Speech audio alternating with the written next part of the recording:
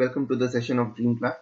In this very session, we'll see the secrets to increase minimum 10 to 15 marks in current affairs section of CLAT. This is going to be a bilingual session, Hindi or English दोनों में होगा. Whichever language I'll be more comfortable to put my message across, I'll use that language. Alright. So this is about me. My name is Prabhat and I'm a graduate of RGNUL or National Law University Patiala, as some may call it.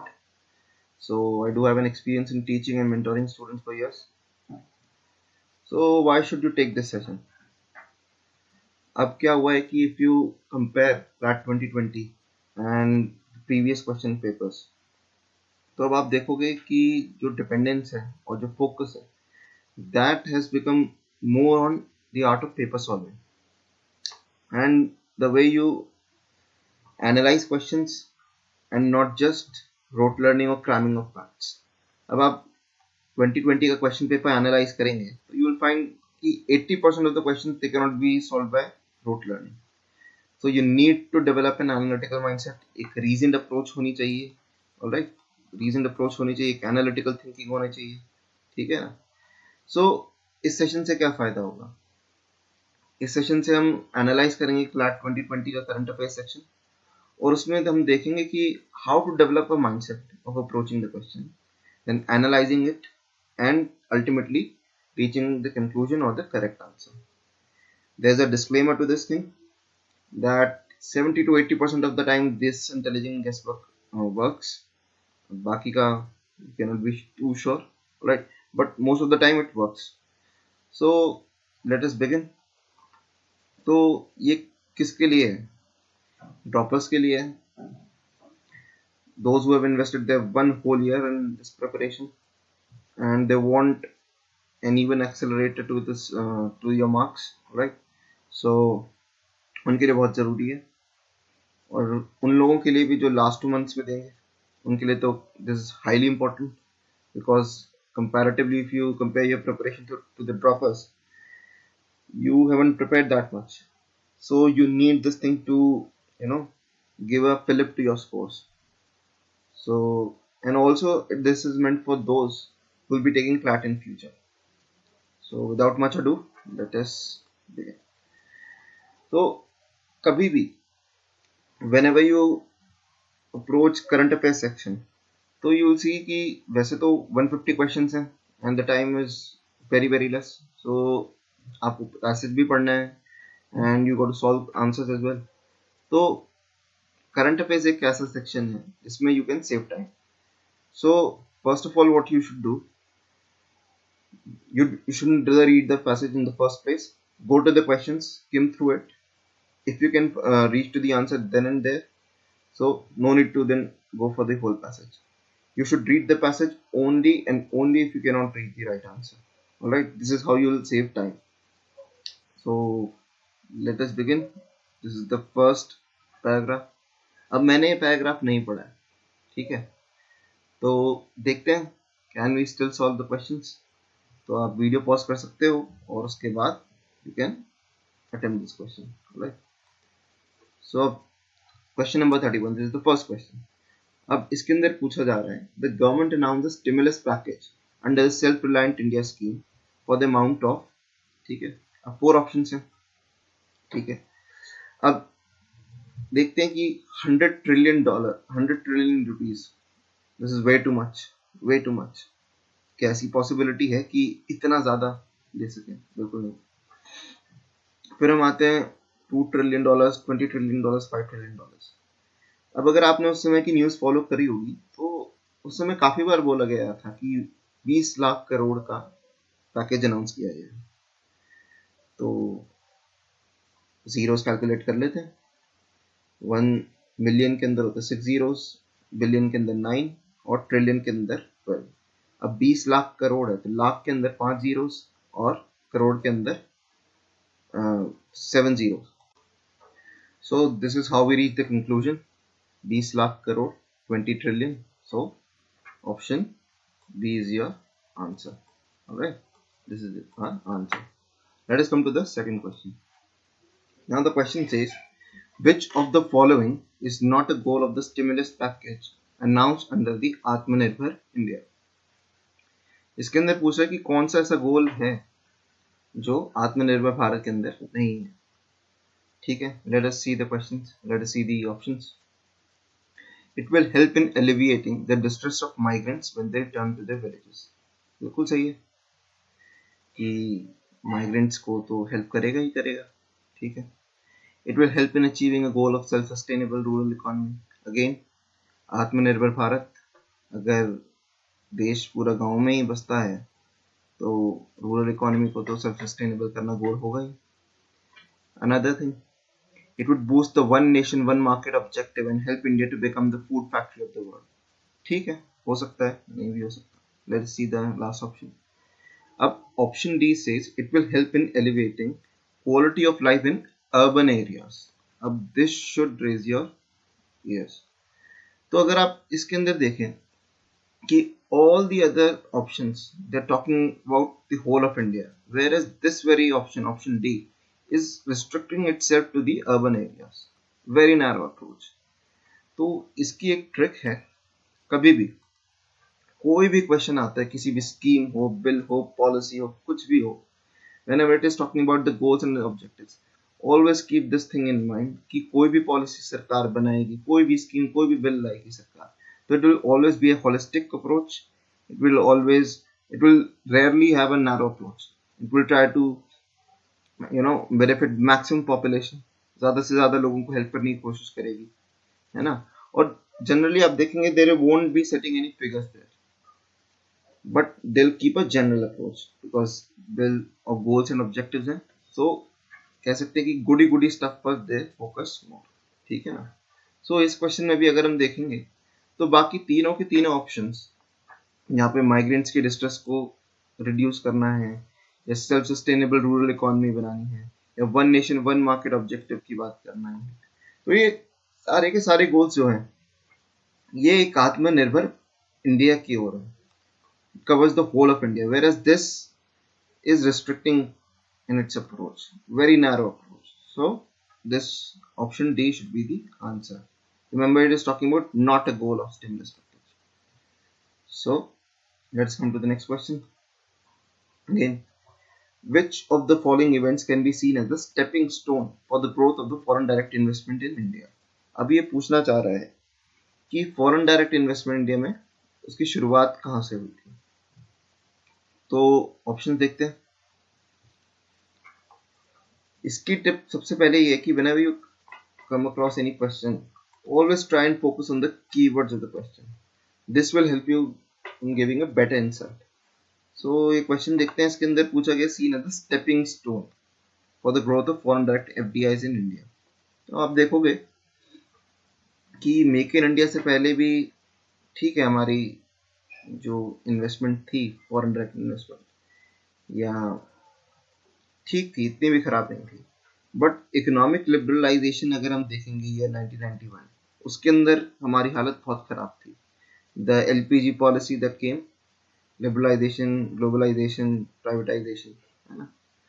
तो और amendment FDI policy to increase the upper cap, surely option A, option C, they are going to help increase FDI, but what was the stepping stone, कहाँ से शुरुआत हुई थी? तो economic liberalisation in year 1991. So option B is the correct answer, right? Let's come to the next question.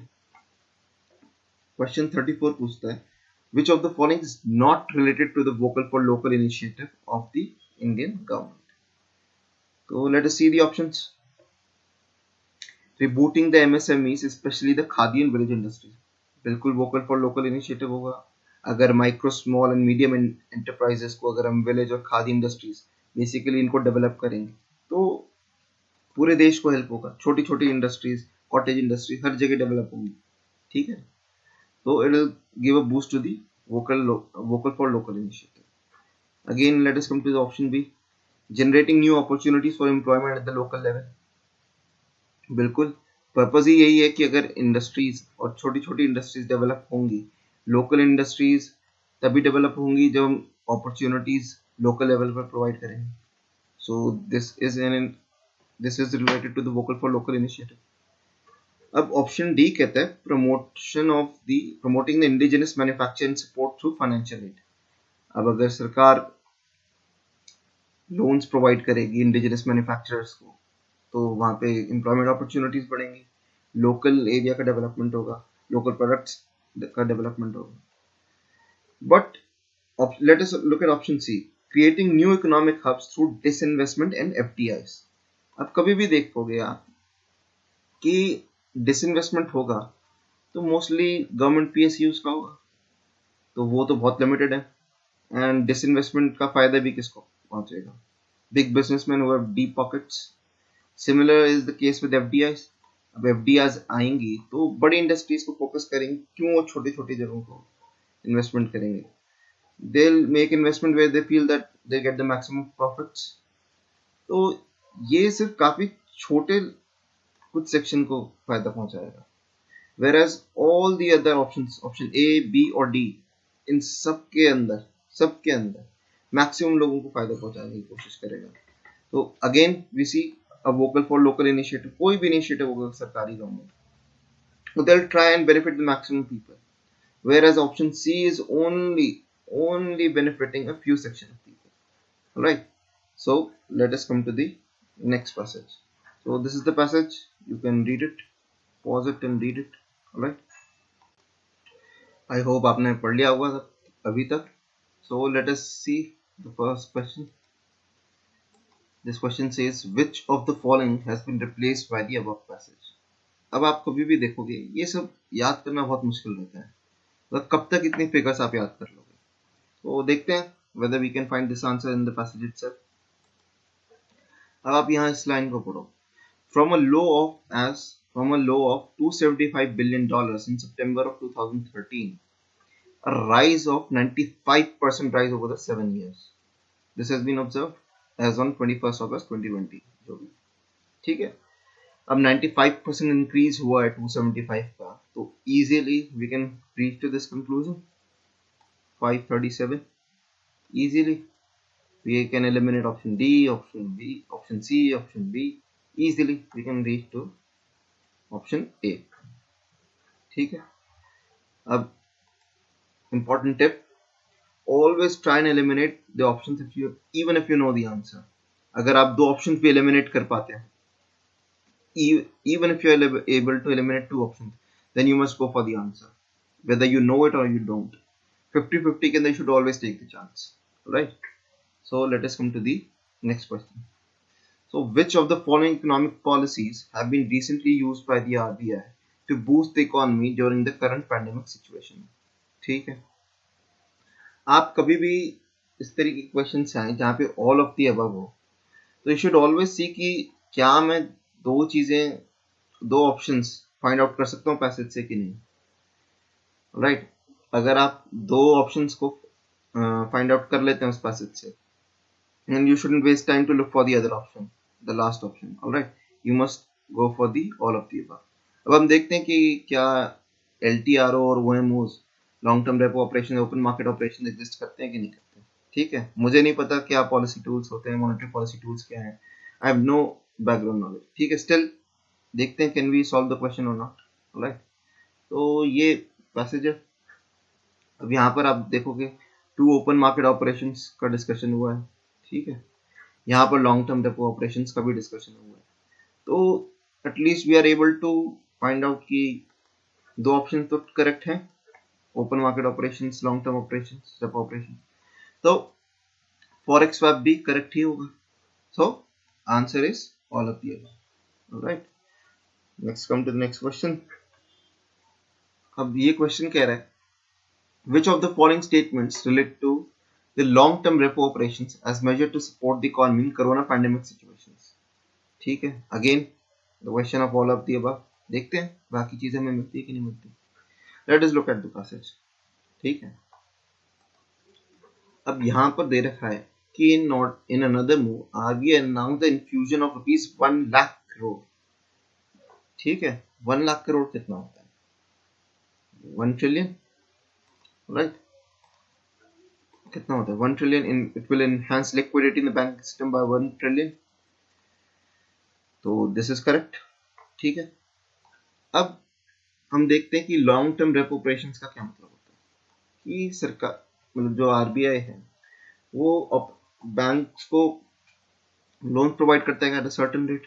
अगर वो long term के लिए एक एक ही स्टेबल रेट पर उन्हें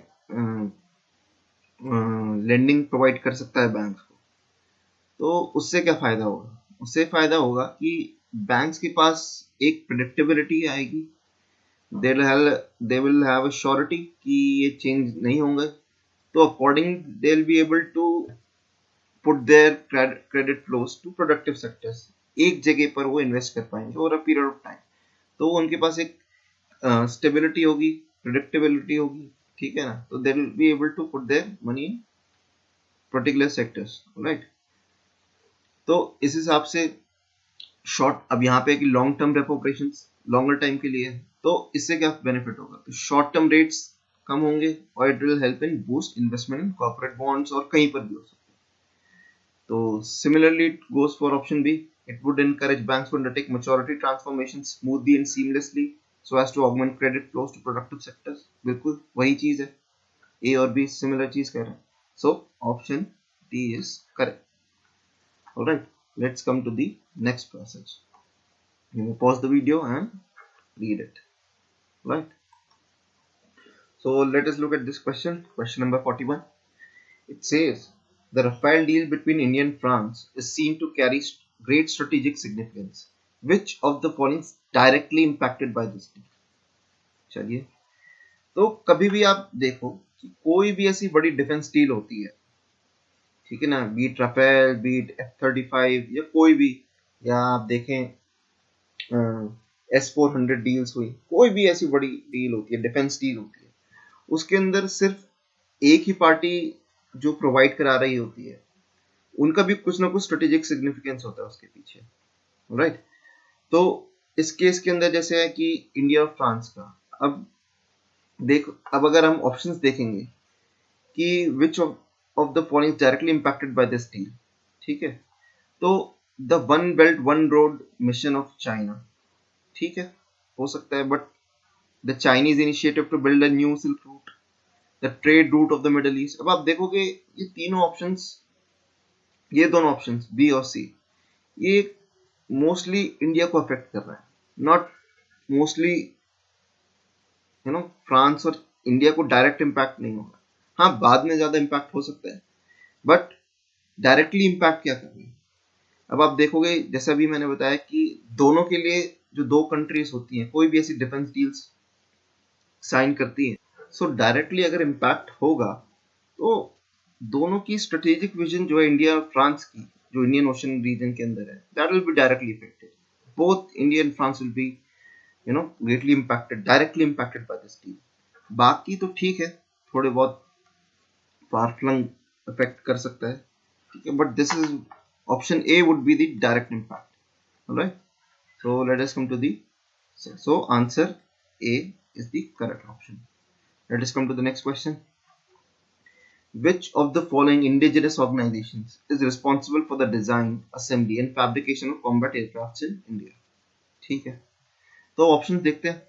मैंने पैसेज नहीं पढ़ा, लेकिन फिर भी देखते हैं क्या सॉल्व कर सकते हैं। अब इसरो अगर हम देखें, हम सुनते हैं हमेशा इसरो जो है that is more of concerned with launching of satellites or unmanned aerial vehicles, space shuttles and all sorts of this thing, right? उसको कभी भी आपने एयरक्राफ्ट लॉन्च करते हुए नहीं देखा हो, कभी आपने न्यूज में ऐसा नहीं सुना हो कि इसरो ने कोई एयरक्राफ्ट लॉन्च किया है या फिर कोई फाइटर जेट डिजाइन किया है, इस तरीके से you won't come across such news. Similarly goes for DRDO. अब डीआरडीओ जब हम बात करते हैं, तो DRDO is mostly concern with launching of missiles और डिफेंस टेक्नोलॉजीज, है ना, इस तरीके से। So we are able to eliminate option A and option D. अब बचता है ऑप्शन बी और ऑप्शन सी। अब हिंदुस्तान एरोनॉटिक लिमिटेड है और डीआरएआई का तो we haven't heard about it much, ठीक है ना। तो हिंदुस्तान एरोनॉटिक लिमिटेड है, तो aeronautic limited would be a better option to go for. So दो ऑप्शन तो हमने एलिमिनेट कर लिए, सी के बारे में हमने ज्यादा सुना नहीं है, तो मोस्टली HAL ही होना चाहिए. So Hindustan Aeronautic Limited is the correct answer. Let us come to the next question. Which of the following organizations institutions is a major offset partner of India in the Rafale deal? ठीक है. अब आप सुनेंगे उस समय कि उस controversy में राहुल गांधी ऑपोजिशन में थे और वो काफी बार बोल रहे थे कि अंबानी ने, मतलब obviously referring to Reliance group, कि सरकार और अंबानी के बीच में कुछ टैसिट अंडरस्टैंडिंग हुई है और रिलायंस उससे कुछ फायदा उठा रहा है. तो आप देखेंगे कि अब हिंदुस्तान एरोनॉटिक लिमिटेड और पीपा वाव डिफेंस, ठीक है, इन दोनों का नाम कुछ खास ज्यादा सुना नहीं ऑफसेट पार्टनर के अंदर, ठीक है, तो it is, but Reliance defence limited और रिलायंस नेवल इंजीनियरिंग लिमिटेड, अब आप देखोगे कि नेवल और इंजीनियरिंग का क्या रिलेशन है, एक एक फाइटर जेट बनाने में, है ना. तो Reliance defence seems a more plausible option, right. So option B is the correct answer. Let us come to the next passage. Right. अब आप पढ़ लीजिए इसको. So this is the first question. Which of the following incidents can be seen as the direct cause of the border dispute between India and Nepal? अब again all of the above वाला question है. So let us see if we can, find out whether two of the options are correct. तो अगर हम पढ़ेंगे इसको passage को, तो फर्स्ट लाइन में देखेंगे India's defence minister virtually inaugurated a new 80 kilometer long road in Himalayas connecting to the border with China at the Lippo Lake Pass. ठीक है. In 2015 statement, China also recognized India's sovereignty by agreeing to expand the trade through the Lippo Lake Pass. ये दो statements हम लोग find out कर पाए इसमें, ठीक. तो at least we have option A and option B. We can find it out directly from the passage itself. तो C जो कि नहीं दे रखा, this would also be correct. If these two things are correct, so all option D, all of the above is correct. Let's come to the next question. अब the confusion between Nepal and India consists of a dispute over a tri-juncture, यानी 3 जगहों पर confusion है India और नेपाल के बीच में. What are these 3? अब जब डिस्प्यूट अगर लिपो लेक पास के बारे में ही हो रहा है तो this should be a part of it, right. So lipo lake सिर्फ ऑप्शन सी के अंदर आ रहा है, ठीक है. और अगर हम इसको कंसिडर करें कि India publish new map showed the region Kalapani as part of the Indian territory, तो ये भी ऑप्शन आ सकता है. तो ऑप्शन सी के अंदर, option C we have Kalapani and we have Lipulekh, so option C can be the answer, whereas in the other 3 options you cannot see Lippo Lake, right, though you can see Kalapani but you cannot see Lippo Lake, so option C is the correct answer. Let us come to the question number 48. The Treaty of Sugauli was signed between which of the following pairs? ठीक है. अब हो सकता है आपने treaty of Sugauli के बारे में ना पढ़ा, फिर भी देखते हैं क्या हम इसका आंसर फाइंड आउट कर सकते हैं कि नहीं कर सकते. Let us look at the passage. अब यहाँ कह रहा है refers to the 1815 Sugauli Treaty. So the treaty was signed in the period of 1815. So 1815 में क्या था? अगर हम देखें कि ईस्ट इंडिया कंपनी थी जो ब्रिटिश क्राउन के पास गया, वो 1857 की रिवोल्ट के बाद गया, है ना. तो इंडिया और नेपाल करेक्ट ऑप्शन नहीं होगा, ऑप्शन होगा East India Company and Nepal. उससे पहले तो ईस्ट इंडिया कंपनी के कंट्रोल में था, है ना. So option D is the correct answer. Let us come to the next passage. So you can pause it and read the passage, ठीक है. So the first question, which of the following statements are not true in relation to the changes envisioned by the NEP National Education Policy 2020. ठीक है. Again, not true in relation to a policy. ठीक है. अब policy है तो कुछ बड़ा, कुछ जनरल, कुछ बेनिफिशियल ही काम करेगी, ठीक है। अब ऑप्शन ए देखते हैं। The NEP 2020 aims at making India global knowledge super power. बिल्कुल जनरल ऑप्शन है, अगर एजुकेशन पॉलिसी है तो नॉलेज का सुपर पावर ही बनाएंगे, ठीक है। ऑप्शन डी से the new education policy aims to facilitate an inclusive, participatory, and holistic approach. And again, a general statement, right?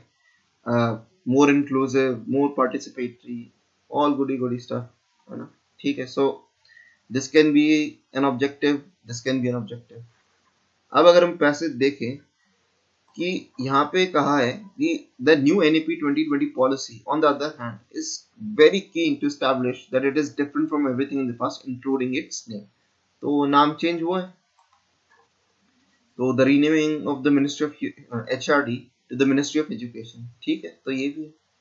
अब ऑप्शन सी देखते हैं। The development of national course curriculum to provide new curriculum by 2021। Even कि अगर मुझे option B के बारे में surety नहीं है, बट अगर मैं ऑप्शन सी देखूं, development of national course curriculum to provide new course curriculum by 2021, इतनी जल्दी कहाँ? 2021 के अंदर ही, अभी तो 2020 में पॉलिसी आई है और सरकारी काम इतना तेज होगा कि न्यू करिकुलम बाय 2021 में दे देगा। This raises some doubts. So option C is the correct option. It won't be a part of the changes mentioned by the NEP 2020. So let us come to the next question.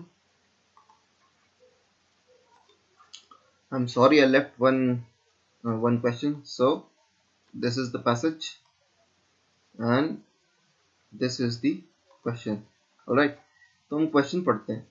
Which of the following rivers is called as Narayani River in Nepal? ठीक है, Narayani river कहा जाता है इन चारों में से किसी river को नेपाल के अंदर। तो ऑप्शंस देखते हैं। ब्रह्मपुत्र, गंडक, गंगा और काली।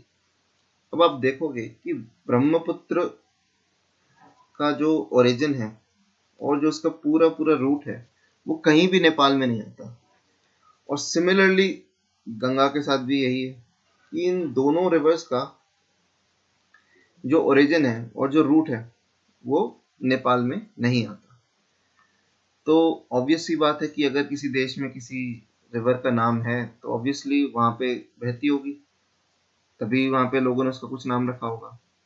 बहुत ही it's highly unlikely that a river is something which is not there in a particular place and people are naming it, right. So we are left with option B and D. At least we have eliminated Brahmaputra and Ganga. तो अगर आपकी किस्मत अच्छी होगी तो आप option D mark कर देंगे या डी, बट आपने at least you have eliminated option A and option C. You are left with option B and D, right? तो दो ऑप्शन में से मार्क करना आसान है, right? So let us come to the next passage. You can pause it and we'll move to the other questions. So let us look at question number 56. Up it says which of the following has been replaced by one in the passage. So let us look at one में क्या दे रखा है। अब it is यहां पर दे रखा है, ठीक है। तो अब अगर हम ये पूरा पैसेज पढ़ेंगे तो वी डू नॉट नो। चलिए, अगर आपको नहीं भी पता प्रदीप कुमार ग्यावली कौन है, नेपाल के, ठीक है, लेकिन अब आप यहाँ देखेंगे कि यहाँ पे external affairs minister S Jaishankar है, पाकिस्तान फॉरेन मिनिस्टर शाह महमूद कुरैशी, तो एक्सटर्नल अफेयर्स मिनिस्टर की मीट है, ठीक है। तो अगर आप कभी भी देखेंगे इंटरनेशनल अफेयर्स के अंदर बहुत जनरली क्या होता है कि एक काउंटर पार्ट यानी एक फॉरेन मिनिस्टर दूसरे फॉरेन मिनिस्टर से ही बात करता है, ठीक है ना, अपने इक्विवेलेंट से बात करता है। तो यहाँ पे अगर एक्सटर्नल अफेयर्स मिनिस्टर्स की मीटिंग चल रही है तो उस मीटिंग को चेयर भी यहाँ के एक्सटर्नल अफेयर्स मिनिस्टर ही करेंगे, right. This is common sense. तो option C is the answer. अगर आपको पता भी नहीं कि ये प्रदीप कुमार ग्यावली हैं कौन, still you can reach to this answer, that is option C, right? So let us come to the next question. Which of the following nations is part of the South Asian Association of Regional Cooperation?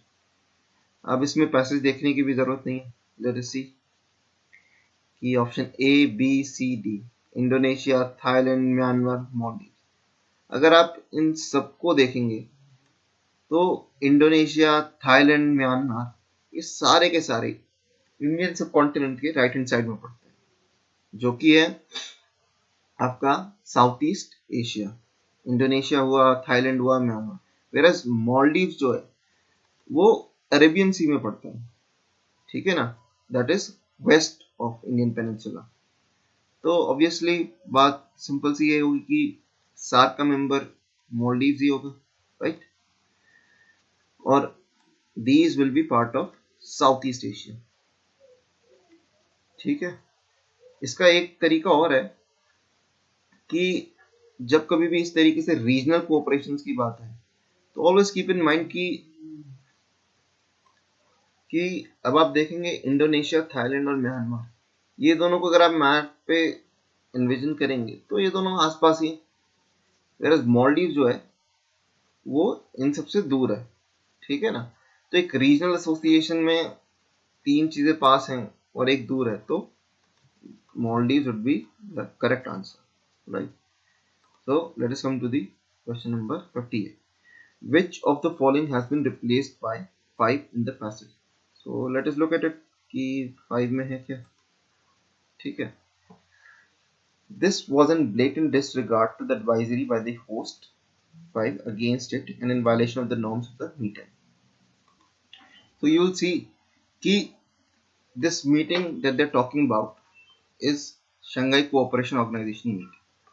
So let us see what all questions are there, right? So this is the question. Which of the following has been replaced by 5 in the passage? तो अगर SCO की meet है तो उसका host होगा that will be a member of it, right? तो Japan तो possibility नहीं है होगा, right? फिर पाकिस्तान के अगर मिनिस्टर से स्पैट हुआ है and he has left because of the in protest of Pakistan, तो पाकिस्तान भी नहीं होगा, राइट। तो बचे कौन, रशिया एंड चाइना। अब अगर आपने पढ़ा होगा उस समय फॉलो किया होगा तो Russia would have been answer, still even if you don't know but you been able to remove option C and option D, eliminate option C and option D, so 50-50 chance है और you would have take the right answer, right? Let us come to the next question. The above passage mentions about Pakistan Special Advisor on National Security Moeed Yusuf using a map of Pakistan claiming Indian territory. Which of the following territory is in context here? अब आप इसके चार option देखो कि option B है Aksai चीन, पैंगोंग सो, लिम्पियाधुरा और Junagadh.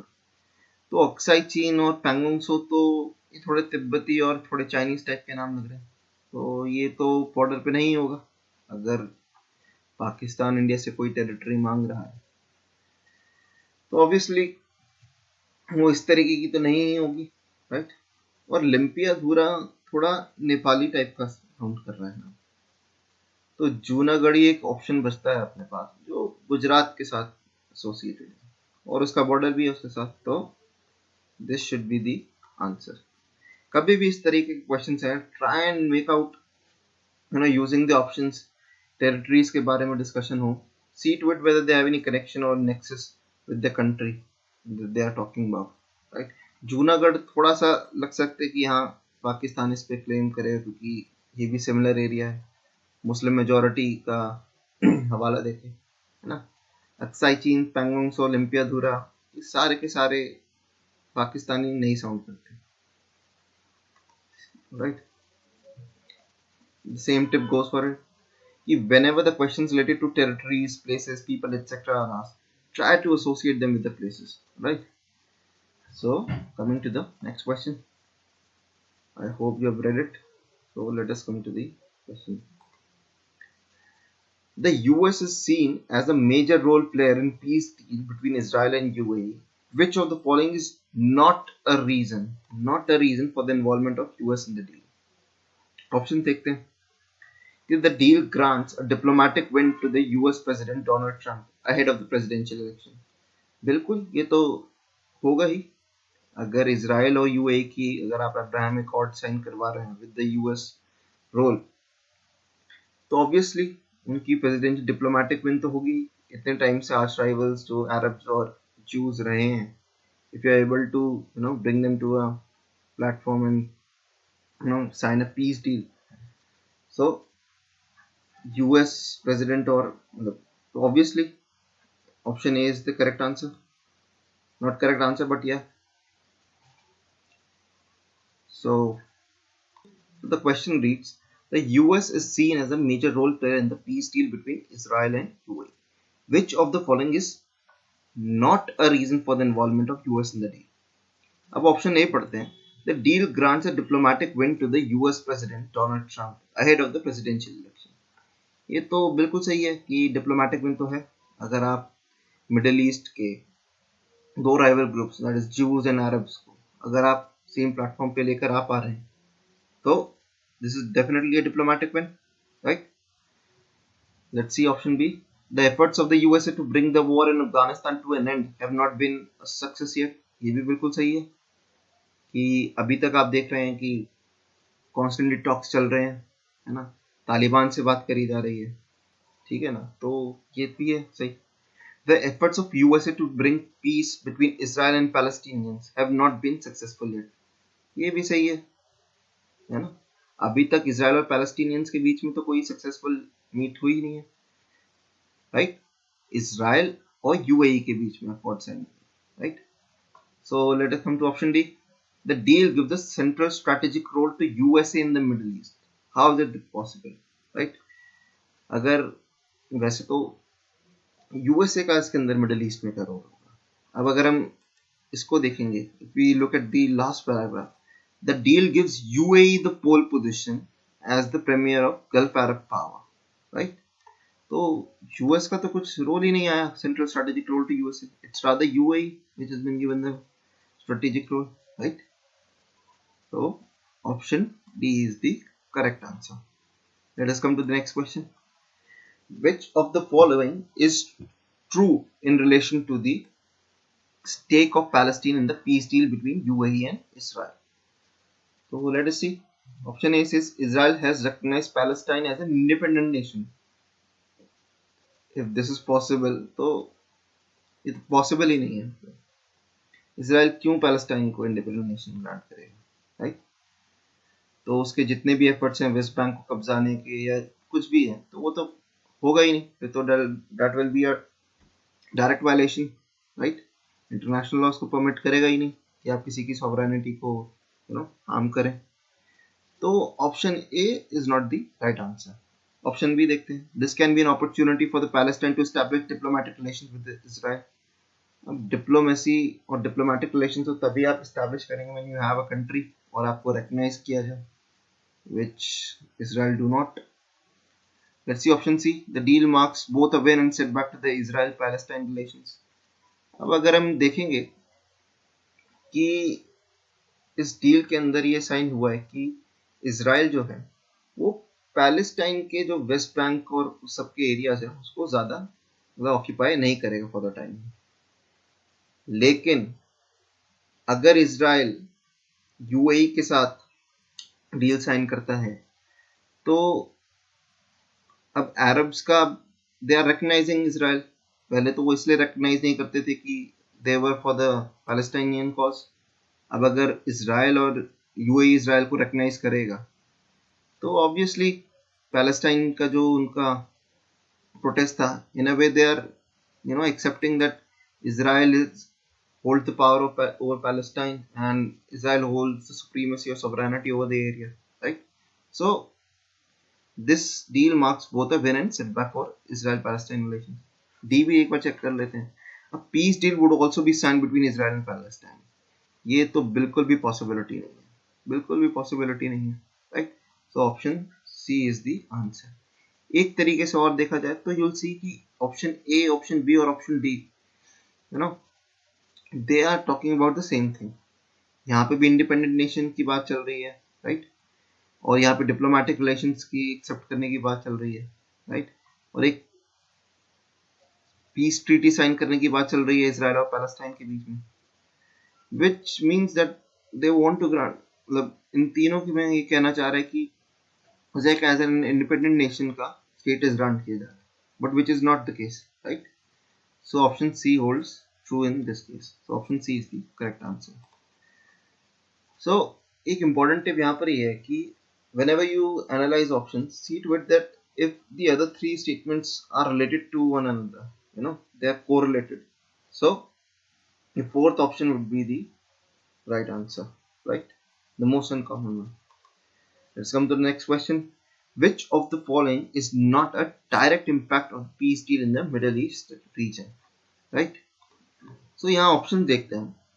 Option A कहता है the deal smoothens the UAE's international campaign to be seen as the beacon of tolerance in the Middle East. बिल्कुल बिल्कुल, UAE is the front runner in it, है ना? कि अब वो देखा जाएगा कि they want peace, UAE wants peace with Israel, they don't want to have any conflict in the region, right? Option B देखते हैं. It puts UAE as leader in a regional power dynamics among neighbouring Gulf Arab states, since UAE is the front runner and is the only state who started it, right, to establish diplomatic relations with Israel. So this would be seen as a pole position, है ना? यहाँ पे आप last line में पढ़ेंगे the deal gives UAE the pole position as the premier Gulf Arab power with diplomatic leverage with Israel and the US, right? So this option is also true. अब option C देखते हैं. The deal gives Netanyahu a domestic boost at a time when Israel's coalition government is in crisis due to coalition compulsions. यहाँ पे Netanyahu को भी, जो उनके prime minister हैं इजराइल के, बेंजामिन नेतन्याहू, तो उनको भी एक डोमेस्टिक बूस्ट मिलेगा, क्योंकि अभी कोलिशन उनके इस तरह की है कि किसी भी टाइम इलेक्शन 3 बार हो चुके हैं, स्टिल हंग असेंबली ही बनी है.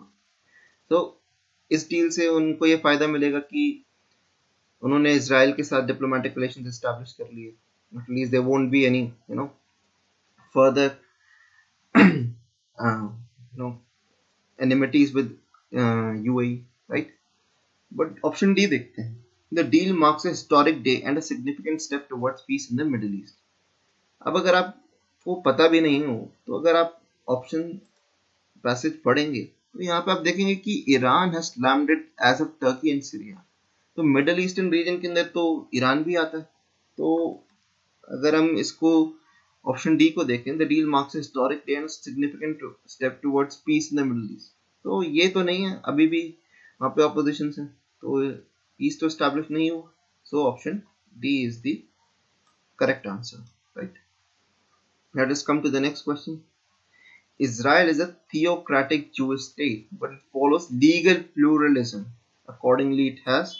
अब यहाँ पे बात करी जा रही है legal pluralism की. तो let us see the options. Option A says Jewish courts to decide cases of all religious communities. अगर Jewish courts ही सारी religious communities का करेंगे तो pluralism किस बात का होगा, right? Option B देखते हैं. Secular courts will apply uniform civil code in respect of all communities.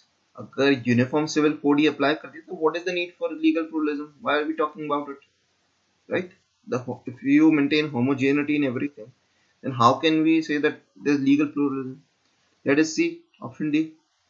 No distinction between personal law and public law. Again, it is a option B और option D same, almost similar lines पर है कि कोई distinction ही नहीं है. तो when how can we justify then pluralism? So option C is the only answer, where it says that each religious community has its own religious code to deal with personal law disputes. That's how they're maintaining legal pluralism, right? So option C is the correct answer. Again, I'm repeating, whenever you come across such questions, always concentrate on the keywords. That is, there is legal pluralism, right? So you see, I solved 85 to 90% of paper in front of you, and you could see that I solved 85 to 90% of this exam only on the basis of pure logical guessing. तो ये myth हटा दीजिए कि ज़्यादा से ज़्यादा knowledge होने से ये एग्जाम निकाला जा सकता है. Whereas the fact is, you get admission in the national law universities not because you have too much of knowledge, but because you are able to solve those many questions which were required to get into this exam. और वो सिर्फ possible है जब आपको paper solve करना आता है. So you see, इसी के लिए we have developed this crack mentorship programme, जहाँ पर NLU ग्रेजुएट्स वो खुद ही आपको पढ़ाएंगे और वो सारी टेक्निक्स, वो सारा guest work, intelligent guest work जिसे हम कहते हैं, दे will be sharing with you. So if you wish, you can enroll for this program. Thank you.